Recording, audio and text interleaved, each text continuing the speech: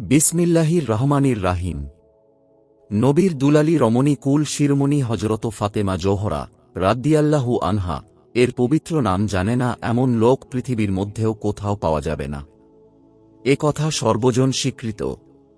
কেননা তার সঠিক পরিচয় সম্পর্কে প্রতিটি মুসলমান জানার কথা, যেহেতু তিনি হলেন প্যারা নবী হজরত মুহাম্মদ সাল্লাল্লাহু আলাইহি ওয়াসাল্লাম এর পবিত্র দেহের অংশ, নয়নের মণি, কলিজার টুকরা ও শরীয়ত বংশের উৎসাহ ধারা।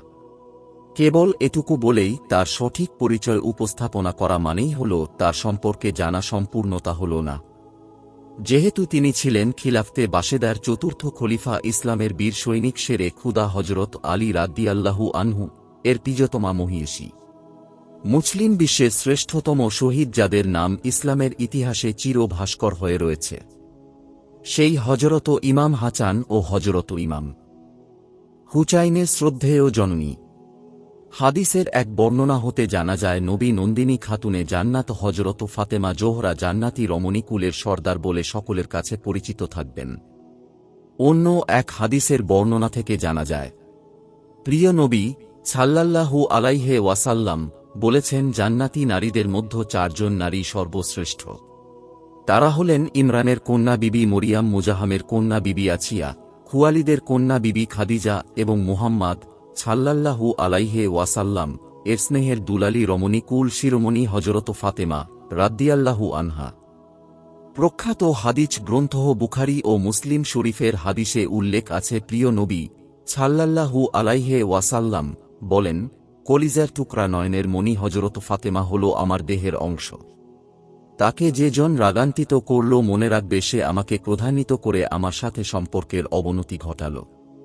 মুমিনদের মা হজরত আয়েশা সিদ্দিকা রাদিয়াল্লাহু আনহা বলেন, হে নবী নন্দিনী ফাতেমা, তোমার পবিত্র মাথার একগাছি কেশের মর্যাদা নিয়েও যদি আমি জন্ম নিয়ে ধরাধামে আসতে পারতাম, তাহলে আমি নিজেকে গর্ব ও ধন্য মনে করতাম। অন্য এক বর্ণনায় দেখা যায়, উম্মুল মুমিনিন হজরত আয়েশা রাদিয়াল্লাহু আনহা বলেন, আমি পেয়ারা নবী হজরত মুহাম্মদ সাল্লাল্লাহু আলাইহি ওয়াসাল্লাম এরপরে নবী নন্দিনী হজরত ফাতেমা রাদিয়াল্লাহু আনহা কে ছাড়া সর্বগুণে গুণান্বিত এত উত্তম লোক আর কাউকে দেখিনি। উপরে বর্ণিত হাদিসের মাধ্যমে এ কথাই প্রমাণিত হল যে সারা মুসলিম জাহানের মধ্যে নবী দুলালী হজরত ফাতেমাতুজ জোহরা রাদিয়াল্লাহু আনহা এর সম্মান মর্যাদা সকলের ঊর্ধ্বে। সম্মান ও মর্যাদার দিক দিয়ে ইহজগতে যেমনি সকলের শীর্ষে, তেমনি পরজগতের বেহেশতবাসিনী নারীদের সর্দার রূপে গণ্য হবেন। হজরত ফাতেমা রাদিয়াল্লাহু আনহা কেবল প্রিয় নবী সাল্লাল্লাহু আলাইহি ওয়াসাল্লাম এর স্নেহের দুলালী ও কলিজার টুকরা ছিলেন বলেই সম্মান মর্যাদার দিক দিয়ে সকলের শীর্ষে এ কথা বলা ঠিক হবে না, কেননা তিনি ছিলেন ধর্ম জ্ঞানে গুণে চরিত্রে মহিমায়, ইবাদত বন্দেগীতে, ত্যাগ সাধনায়, কষ্ট সহিষ্ণুতায় সকল নারীদের ঊর্ধ্বে। তার মধ্যে সর্বগুণের সমাহার ঘটেছিল বলেই তো তার সম্পর্কে হাদিস শরীফে বর্ণিত হয়েছে। হজরত ফাতেমা রাদিয়াল্লাহু আনহা প্রিয় নবী সাল্লাল্লাহু আলাইহি ওয়াসাল্লাম এর দরবারে কোনো প্রয়োজনে আগমন করলেও প্রিয় নবী সাল্লাল্লাহু আলাইহি ওয়াসাল্লাম তার মর্যাদা ও সম্মানার্থে এগিয়ে গিয়ে তার হাতে ধরে নিয়ে এসে নিজের কাছে বসতে দিতেন এবং বসার সাথে সাথেই স্নেহ মায়া মমতার বন্ধনে আবদ্ধ হয়ে হাত ও মাথায় স্নেহ চুম্বন করতেন। অন্য এক বর্ণনা হতে জানা যায় যে, প্রিয় নবী সাল্লাল্লাহু আলাইহি ওয়াসাল্লাম কোথাও কোনো উদ্দেশ্য রওনা হওয়ার সময় ফাতেমার সাথে দেখা করে তার কুশলাদি জেনে যেতেন এবং বাহির হতে ফিরে এসেও সর্বপ্রথম হজরত ফাতেমা রাদিয়াল্লাহু আনহার সাথে দেখা করতেন এবং তার কুশলাদি জানার জন্য বিভিন্নভাবে প্রশ্ন করতেন। হজরত ফাতেমা রাদিয়াল্লাহু আনহা এর পরিচয় সম্পর্কে নির্ভরযোগ্য বর্ণনা হতে এ কথা সুস্পষ্টভাবে প্রমাণিত হয় যে, প্রিয় নবী সাল্লাল্লাহু আলাইহি ওয়াসাল্লাম নবুয়াতের 5 বছর পরে 20 জমাদিউল আখের শুক্রবার ভোরে আরব ভূখণ্ড আলোকিত করে মদিনায় তাজেদার নবিয়ে দোজাহান হজরত মুহাম্মদ সাল্লাল্লাহু আলাইহি ওয়াসাল্লাম এর পবিত্র ঘরে ভূমিষ্ঠ হলেন নবী দুলালী কলিজার টুকরা হজরত ফাতেমা জোহরা রাদিয়াল্লাহু আনহা। সত্যি নবী দুলালী হজরত ফাতেমা রাদিয়াল্লাহু আনহা মন ভুলানো সুন্দর ফুটফুটে পবিত্র চেহারা দেখে মনে হল চির শান্তিময় বেহেশতের এক অপূর্ব জ্যোতি নিয়ে সকলকে খুশি করতে ধরাধামে নেমে এসেছে। গোলাপ ফুলের মতো মন কেড়ে নেয়ার একটি টুকটুকে শিশু তার সুন্দর চেহারায় নবী গৃহ আলোকিত হয়ে গেল। শুধু নবী গৃহ নয়, চন্দ্রমুখলুকাত আকাশের মিটি মিটি তারকারাজি লজ্জিত হল। এ কথা সর্বজন বিদিত যে সাধারণত নারীদের প্রসব বেদনারও প্রসবকালে কমবেশি সকলেরই কষ্ট হয়, আর কষ্টটা পৃথিবীর মধ্যে সবচেয়ে বড় কষ্ট বিধায় প্রসবকালে নারীদের কাছে সাহায্যকারী হিসেবে নারীদের থাকা উচিত। তদ্রূপী ভাগ্যবর্তী নারী হযরত খাদিজা রাদিয়াল্লাহু আনহা কে প্রসবকালে সাহায্য সহযোগিতা জাল্লাহ শানুহু বেহেশত হতে 4 জন নেক রমণীকে তার কাছে প্রেরণ করলেন। নেক রমণীদেরকে দেখা মাত্রই নবী মুহাম্মদ সাল্লাল্লাহু আলাইহি ওয়াসাল্লাম ও খাদিজা রাদিয়াল্লাহু আনহা বুঝতে আর বাকি রইল না যে তাদের আদরের মানিক নয়নের মণি নবজাত শিশু কন্যা ভবিষ্যতে একজন জগৎ বরেণ্যা রমণী রূপে খ্যাতি লাভ করবে। শুধু খ্যাতি নয়, মুসলিম জাহানের প্রতিটি মুসলিম নরনারী তাঁর পবিত্র নাম শ্রদ্ধাভরে স্মরণ করে আত্মতৃপ্তি লাভ করে নিজেকে ধন্য মনে করবে। যার কারণেই ফুটফুটে চেহারার অধিকারী নবজাত কন্যা ভূমিষ্ঠ হওয়ার কিছু সময় অতিবাহিত হওয়ার পরেই নবী মুহাম্মদ সাল্লাল্লাহু আলাইহি ওয়াসাল্লাম মনের আনন্দে সদ্য ফোটা আদরের পুষ্পটি কোলে তুলে নিলেন। আদরের শিশু মানিককে কোলে নিয়ে প্রাণ ভরে স্নেহ চুমু খেলেন আর দুহাত তুলে আবেগ জড়ানো কণ্ঠে প্রাণ ভরে দোয়া করলেন, তুমি মুসলিম জাহানে রমণী কুলের শ্রেষ্ঠ আদর্শ হও। জগতে তোমার নাম চির স্মরণীয় হয়ে থাকুক। জগতে প্রতিটি মুসলিম নরনারীর কাছে তুমি মাতা রূপে তাদের হৃদয়ের মনের কোঠায় চির ভাস্কর হয়ে থাকো। নবী দুলালী হযরত ফাতেমা রাদিয়াল্লাহু আনহা এর শুভ জন্মের সন সম্বন্ধে কিছুটা মত পরিলক্ষিত হয়। কোন ইতিহাসবেত্তারা বলেন নবী মুহাম্মদ সাল্লাল্লাহু আলাইহি ওয়াসাল্লাম এর নবুয়াত লাভের 5 বছর পূর্বে নবী নন্দিনী হযরত ফাতেমা জোহরা রাদিয়াল্লাহু আনহা এর শুভ জন্ম হয়। আবার কোন ইতিহাসবেত্তারা বলেন নবুয়াতের 5 বছর পরে জন্ম হয়। তবে ঐতিহাসিকবিদদের বর্ণিত মতদ্বয়ের মধ্যে শেষোক্ত মতটি অধিকতর প্রণিধান যোগ্য। তবে শেষোক্ত মতের সমর্থনের পিছনে একটি যুক্তি পরিলক্ষিত হয়।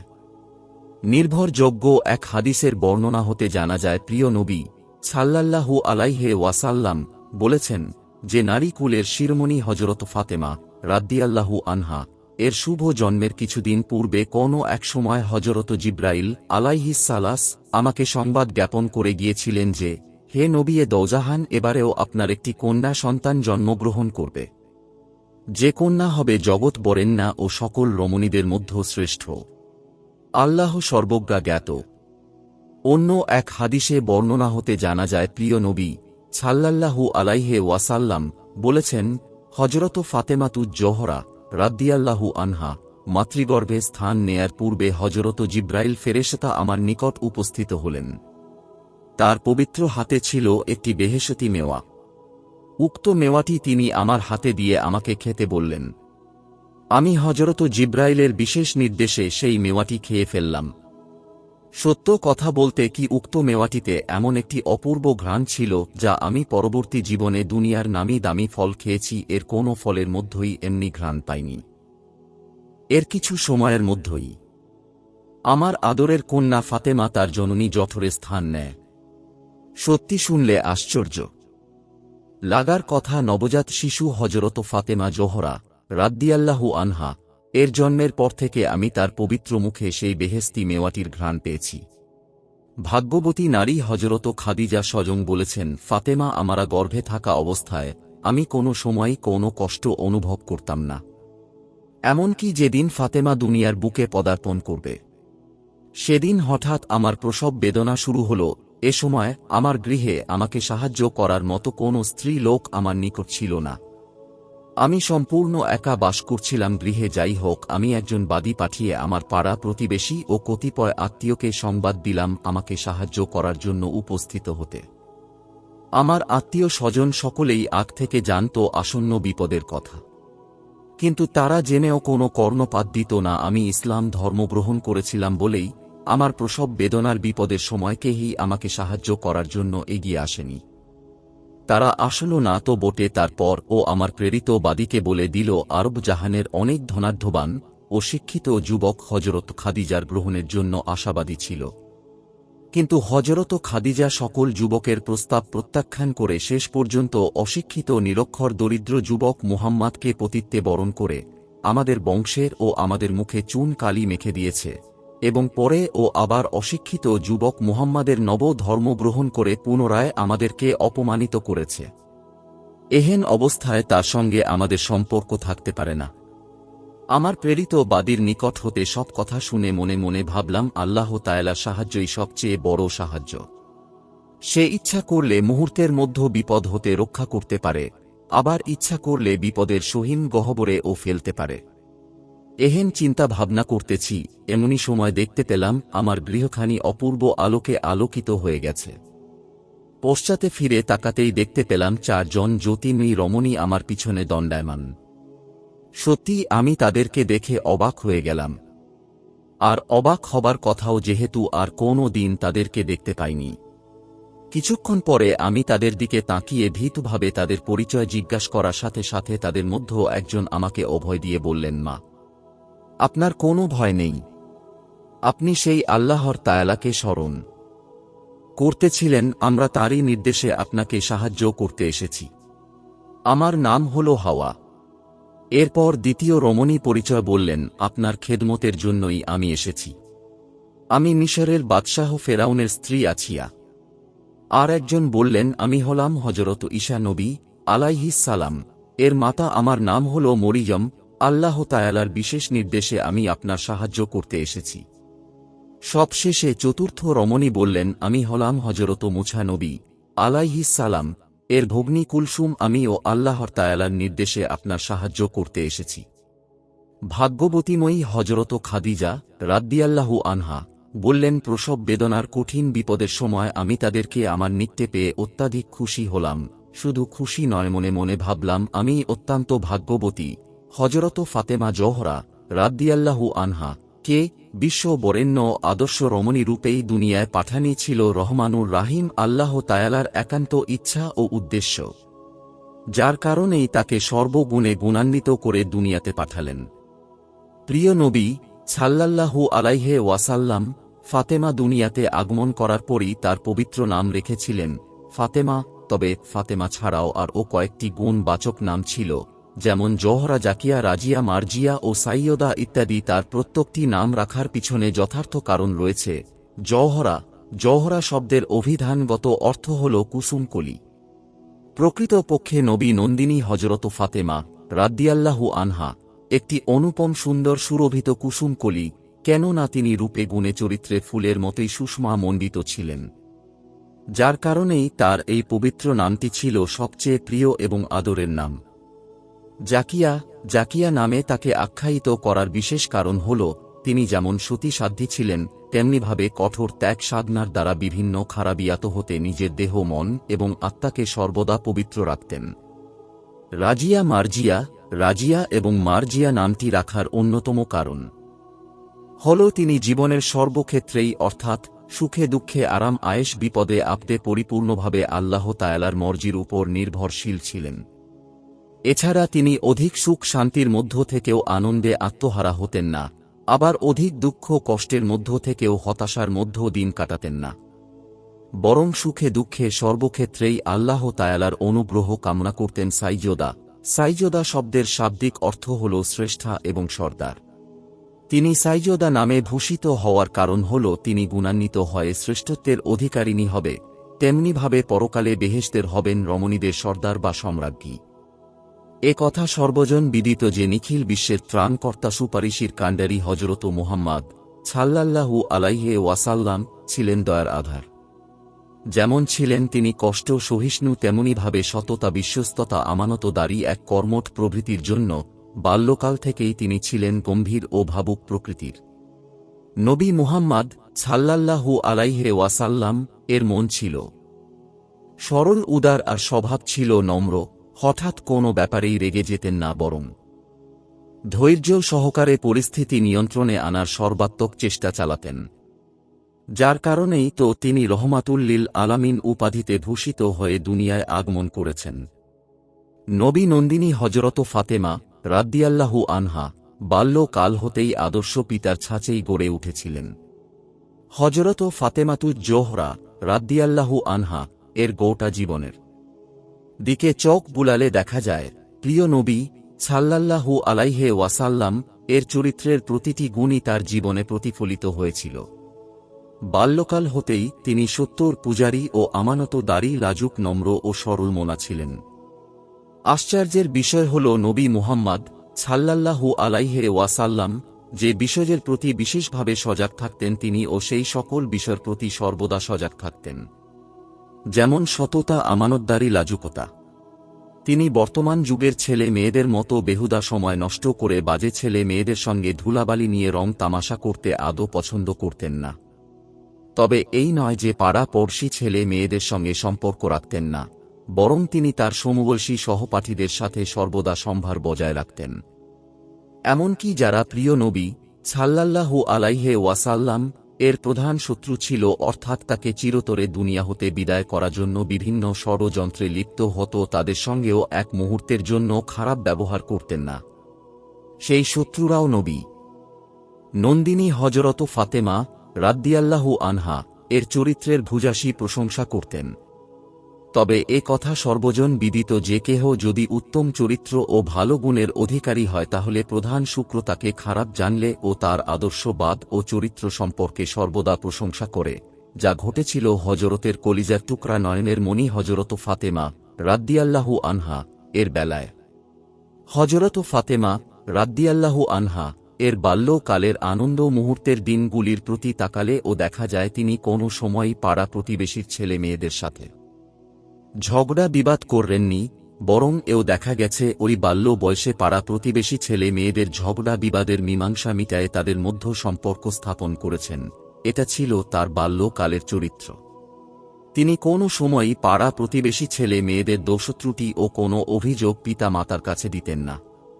আবার পাড়া প্রতিবেশী ছেলে মেয়েরাও তাদের পিতা মাতার কাছে ফাতেমা রাদিয়াল্লাহু আনহা এর বিরুদ্ধে কোনো অভিযোগ তুলতেন না, বরং পিতা মাতার কাছে ফাতেমা রাদিয়াল্লাহু আনহা বিভিন্ন গুণাবলীর আলোচনা করতেন। শৈশব ও বাল্যকালে তিনি কেমন শান্তি প্রকৃতির লোক ছিলেন। আল্লাহর হাবিব হযরত মুহাম্মদ সাল্লাল্লাহু আলাইহি ওয়াসাল্লাম এর সাংসারিক জীবনের দিকে দৃষ্টিপাত করলে দেখা যায় তার সংসারে অভাব অনটন সর্বদা লেগেই থাকত। কিন্তু আল্লাহর নবী কোনো সময়ই অত্যাধিক অভাব অভিযোগের মধ্য থেকেও নাখোশ হননি, বরং সর্বদা আল্লাহর শুকরিয়া জ্ঞাপন করেছেন।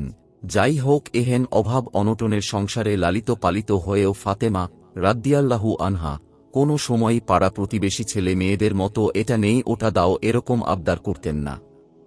হযরত ফাতেমা রাদিয়াল্লাহু আনহা কে দেখে মনে হতো পার্থিব কোনো ভোগ বিলাসের প্রতি তার কোনো মনোযোগ নেই। ফাতেমা রাদিয়াল্লাহু আনহা যে জগত বরেণ্যা আদর্শময়ী হয়ে ইতিহাস তথা প্রতিটি মানুষের হৃদয়ে চির জাগ্রত হয়ে থাকবে তা তার বাল্যকালের আচরণ থেকেই প্রমাণিত হয়েছিল। তিনি তার বাল্যকালেই সবচেয়ে বেশি পছন্দ করতেন এ সময় সুযোগ হলেই পিতার নিকট অবস্থান করে তার উপদেশ বাণী শ্রবণ করতেন। কেবল পিতার উপদেশগুলি শ্রবণ করতেন তা নয়, বরং তা বাস্তব জীবনে অক্ষরে অক্ষরে প্রতিপালন করতেন। অনেক ক্ষেত্রে এমনও দেখা গেছে অন্যকে যে উপদেশ দিতেন তা শ্রবণ করে ওইসব উপদেশ নিজের জীবনে প্রতিফলিত করতেন। শৈশব হতেই ফাতেমা রাদিয়াল্লাহু আনহা ছিলেন নির্ভীক, তেজস্বিনা ও বক্তা। তিনি উচিত কথা বলতে শত্রু মিত্র কাউকে পরোয়া করতেন না, বরং বাধা বিপত্তি পেরিয়ে সর্বদা উচিত ও সত্য কথা বলতেন। ভাগ্যবতী নারী হযরত খাদিজা রাদিয়াল্লাহু আনহা সর্বদা হযরত ফাতেমা রাদিয়াল্লাহু আনহা কে চোখে চোখে রাখাতেন। কেন না তাঁর ও একান্ত ইচ্ছা ছিল মেয়েকে আদর্শ নারী হিসেবে গড়ে তোলা। তিনি ফাতেমা রাদিয়াল্লাহু আনহা কে বাল্যকালে ধর্মের কথা শোনাতেন এবং বাস্তব জীবনে হাতে করে শিক্ষা দিতেন। হযরত ফাতেমা রাদিয়াল্লাহু আনহা মায়ের আদেশ ও উপদেশাবলী মনোযোগ দিয়ে শ্রবণ করতেন এবং বাস্তব জীবনে তা অক্ষরে অক্ষরে পালন করতে চেষ্টা করতেন। তবে ধর্মের কথা শুনতে যেয়ে আদরের সাথে মাকে নানা ধরনের প্রশ্ন করতেন, তবে কোনো প্রশ্নই অহেতুক ছিল না। একদিন তিনি তার মাতা সাহেবানীকে প্রশ্ন করলেন, আম্মা আমাকে বলুন তো, রহমানুর রাহিম আল্লাহ তায়ালা তো সর্বশক্তিমান ও নিরাকার, আখেরাতে কি তার সাক্ষাৎ পাব? মেয়ের কথা শুনে মা খাদিজা মুচকি হাসি দিয়ে বললেন, বিশ্ব প্রভু আল্লাহ তায়ালা যেমনিভাবে আমাদের চলতে হুকুম করেছেন তেমনিভাবে যদি আমরা চলি তাহলে আমরা অবশ্যই পরলোকে তার দর্শন পাব। প্রকৃত পক্ষে পিতা মাতার শিক্ষাই হল চরম শিক্ষা। ছোটবেলা ছেলে মেয়েকে পিতা মাতার নিকট হতে যে শিক্ষা পান তাই কমল প্রাণে চিরদিনের জন্য অঙ্কিত হয়ে যায় এবং সেই শিক্ষাই ভবিষ্যৎ জীবনের চলার পথই হয়। বর্তমান যুগের ছেলে মেয়েদের মতো তবুও হযরত ফাতেমা রাদিয়াল্লাহু আনহা স্কুল কলেজ বিশ্ববিদ্যালয়ের উচ্চ শিক্ষিত ছিলেন না। ছেলে মেয়েরা তার অমূল্য শিক্ষার কাছে মাথা নত করতে বাধ্য। হযরত ফাতেমা রাদিয়াল্লাহু আনহা এ আদর্শ শিক্ষা ও জীবন চলার পথ নির্দেশিকা একমাত্র আদর্শ পিতা মাতার নিকট থেকে শিক্ষা গ্রহণ করেছিলেন। বাল্যকাল হতেই হযরত ফাতেমা রাদিয়াল্লাহু আনহা দুনিয়ার ভোগ বিলাস আরাম আয়েশের প্রতি লোভ করতেন না। বাল্যকাল হতেই হযরত ফাতেমা রাদিয়াল্লাহু আনহা পিতা মাতাকে অগাধ ভক্তি করতেন। শুধু ভক্তি নয়, পিতা মাতার আদেশ নিষেধ উপদেশ তিনি তার জীবনের শ্রেষ্ঠ আদর্শরূপে গ্রহণ করেছিলেন। প্রিয় নবী সাল্লাল্লাহু আলাইহি ওয়াসাল্লাম এর প্রতিটি গুণের সমাহার ঘটেছিল হযরত ফাতেমা রাদিয়াল্লাহু আনহা এর চরিত্রের মানসপটে। তাই তো হযরত আয়েশা রাদিয়াল্লাহু আনহা তার এক বর্ণনায় বলেছেন, নবী দুলালী হযরত ফাতেমাতুজ জোহরা রাদিয়াল্লাহু আনহা কে দেখলে মনে হতো আমি নবী মুহাম্মদ সাল্লাল্লাহু আলাইহি ওয়াসাল্লাম কে দেখেছি। কেননা তার উত্তম চরিত্রের সকল মহৎ গুণাবলী আমি ফাতেমা রাদিয়াল্লাহু আনহা এর জীবনে দেখতে পাই। কোনো এক সময় প্রিয় নবী সাল্লাল্লাহু আলাইহি ওয়াসাল্লাম কোনো এক স্থান হতে বাড়ি যাচ্ছিলেন। এমনি সময় হঠাৎ এক ক্ষুদাদ্রোহী কুরাইশ তাঁর পাশ রোধ করে দাঁড়াল। শুধু পথ রোধ করে দাঁড়াল তাই নয়, বরং তারা নবী সাল্লাল্লাহু আলাইহি ওয়াসাল্লাম কে নানাভাবে অকথ্য ভাষায় গালি গালাজ করতে লাগল। তাদের মধ্য হতে এক কুরাইশ আক্রোশ করে প্রিয় নবী সাল্লাল্লাহু আলাইহি ওয়াসাল্লাম এর মাথায় কত গুলি ধুলো নিক্ষেপ করল, কিন্তু মানবতার মহান শিক্ষক দয়ার আধার কোনো কিছু না বলে চুপ করে দাঁড়িয়ে রইলেন। ইতিমধ্যে আদরের দুলালী হযরত ফাতেমা রাদিয়াল্লাহু আনহা তথায় উপস্থিত হয়ে এহেন অমানবিক দৃশ্য দেখে স্থির থাকতে পারলেন না, বরং তড়িৎ গতিতে পিতার নিকট এসে মাথার ধুলাবালি ঝাড়তে ঝাড়তে নরাধম ক্ষুদাদ্রোহী কুরাইশদের লক্ষ্য করে বললেন, তোমরা কি মানুষ না অমানুষ? তোমাদের মধ্যে মানবতার লেশও নেই। আমার পিতা তোমাদের কি ক্ষতি করেছে যে তার সাথে তোমরা এহেন অমানবিক অত্যাচার করতেছ? যোগ্য পিতার আদর্শবান মেয়ে হযরত ফাতেমা রাদিয়াল্লাহু আনহা তিরস্কারে খোদাদ্রোহী কুরাইশগণ কোনো কিছু না বলে লজ্জিত হয়ে ওখান হতে চলে গেলেন। বাল্যকালেই হযরত ফাতেমা রাদিয়াল্লাহু আনহা মাতার স্নেহ হতে বঞ্চিত হয়েছিলেন। প্রিয় নবী সাল্লাল্লাহু আলাইহি ওয়াসাল্লাম এর সুখ দুঃখের জীবন সঙ্গিনী হযরত খাদিজা রাদিয়াল্লাহু আনহা কে হারিয়ে অন্তরে পেলেন কঠিন আঘাত। যেই আঘাত সহ্য করার মতো না, কেন না হযরত খাদিজা রাদিয়াল্লাহু আনহা কেবল তার স্ত্রী ছিলেন তা নয়, বরং তিনি ছিলেন তার বিভিন্ন বিপদ আপদের সমসঙ্গী, যার কারণেই হযরত খাদিজা রাদিয়াল্লাহু আনহা এর বিদায়ের পর নিজেকে স্থির রাখতে পারলেন না। সত্যি মনে হতো যেন নবী মুহাম্মাদের অন্তর ভেঙ্গে চৌচির হয়ে গেছে। এদিকে আদরের দুলালী মাতৃহারা হযরত ফাতেমা রাদিয়াল্লাহু আনহা শোকে দুঃখে একেবারে ভেঙ্গে পড়লেন। কেন না হযরত খাদিজা রাদিয়াল্লাহু আনহা এ মেয়েকে অন্তরের অন্তঃস্থল দিয়ে ভালোবাসতেন, আর ফাতেমা রাদিয়াল্লাহু আনহা ও মাকে জীবন দিয়ে ভালোবাসতেন, যার কারণেই মাতার বিদায়ের কথা অন্তর হতে মুছতেই পারে না।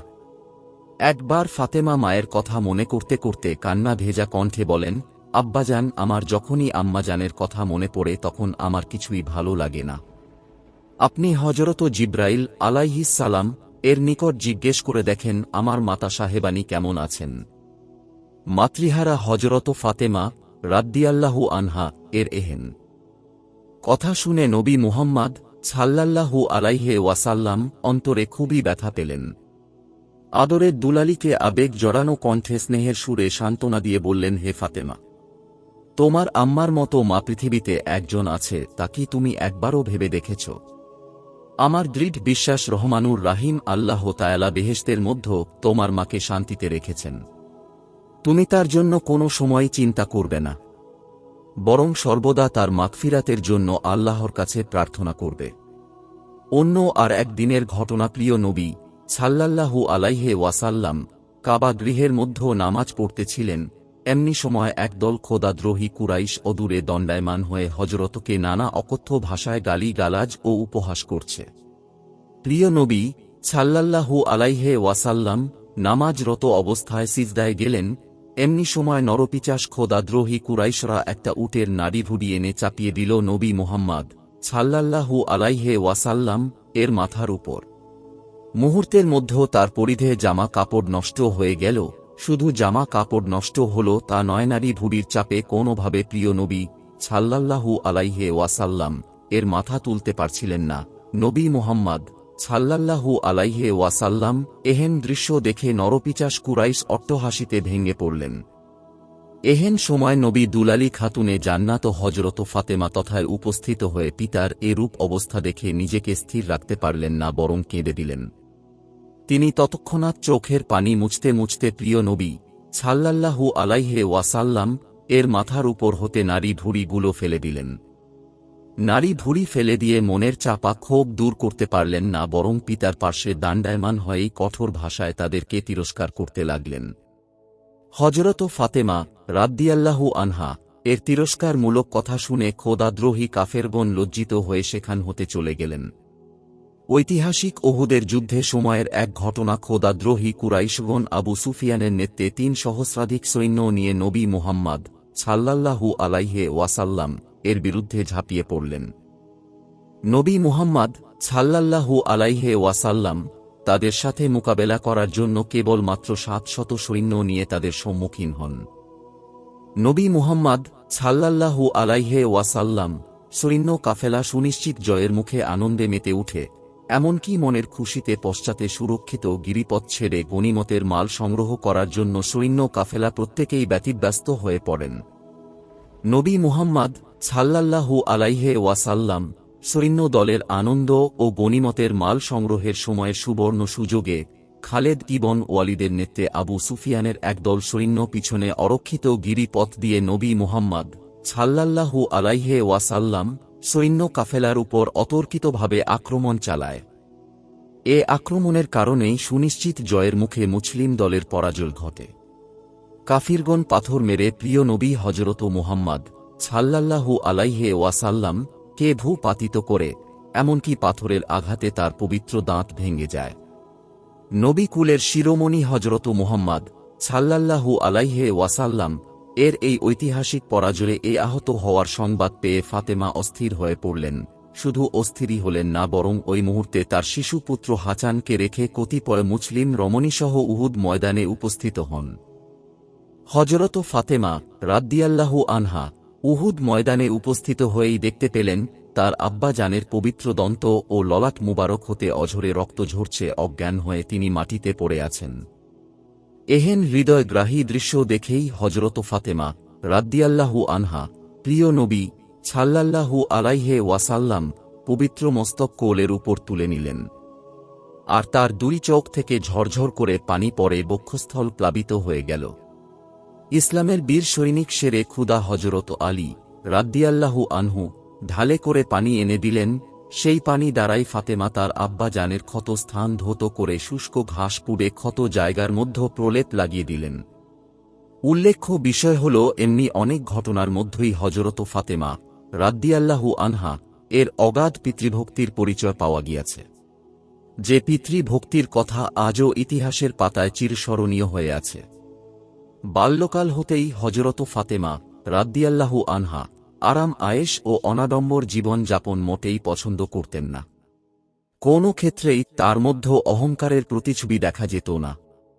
তবে দেখার কথাও না, যেহেতু তিনি পার্থিব জগতের সুখ শান্তি ভোগ বিলাস পরিত্যাগ করে পরকালের পথেই সংগ্রহে সর্বদা ব্যস্ত থাকতেন। তবে পরকালের পথে সংগ্রহে ব্যস্ত বলে সাংসারিক কাজকর্মে কোনো সময়ই উদাসীন ছিলেন না। কোনো এক সময়ের ঘটনা, তখন হযরত ফাতেমা রাদিয়াল্লাহু আনহা এর বয়স মাত্র 7 বছর। বাড়ির সকলেই এক বিবাহ অনুষ্ঠানে যাবার জন্য প্রস্তুতি নিতে লাগলেন। তার বড় বোনেরা ভালো ভালো জামা কাপড় পরিধান করে প্রস্তুতি নিলেন, আর হযরত ফাতেমা রাদিয়াল্লাহু আনহা পরেছিলেন মাত্র একখানা ছেঁড়া কাপড়। তিনি সেই ছেঁড়া কাপড়খানা পরেই বোনদের সাথে বিবাহ অনুষ্ঠানে রওনা হলেন। তার ছেঁড়া কাপড় দেখে বোনেরা ভালো কাপড় নিতে বললে তিনি জবাব দিলেন, হে বোনগণ, ভালো ও নতুন কাপড়ের কি প্রয়োজন? আমাদের আব্বাজান তো সর্বক্ষেত্রেই অনাডম্বর জীবন যাপন পছন্দ করেন। হযরত ফাতেমা রাদিয়াল্লাহু আনহা বাল্যকালে পাড়া প্রতিবেশী বাজে ছেলে মেয়েদের সাথে রং তামাশা ও চলাফেরা করা তো মোটেই পছন্দ করতেন না। তবে এটা নয় যে তার সমবয়সীদের সাথে মিলত না, বরং তিনি উত্তম চরিত্রের ছেলে মেয়ের সাথে ভালো সম্পর্ক স্থাপন করত।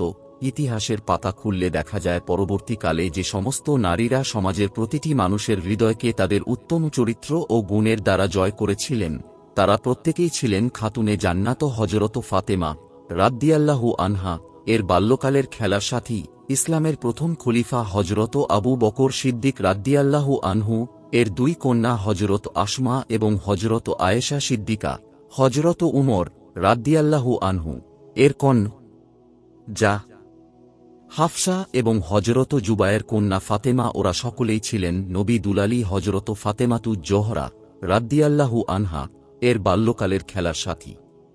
হযরত ফাতেমা শৈশবকাল হতেই বাহিরে ঘোরাফেরা মোটেই পছন্দ করতেন না, তিনি গৃহে মাতার সাহচর্য অধিক পছন্দ করতেন।